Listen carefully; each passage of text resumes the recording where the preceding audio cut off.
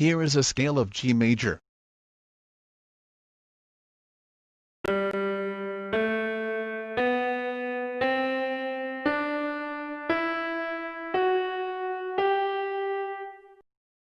Now let's see how we play it with right hand.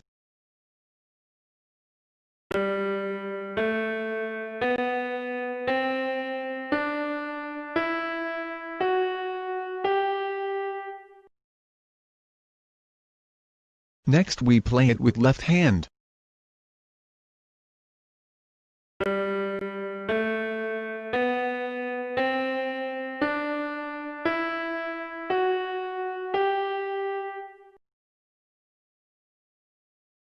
Now we try to play it on the actual keyboard.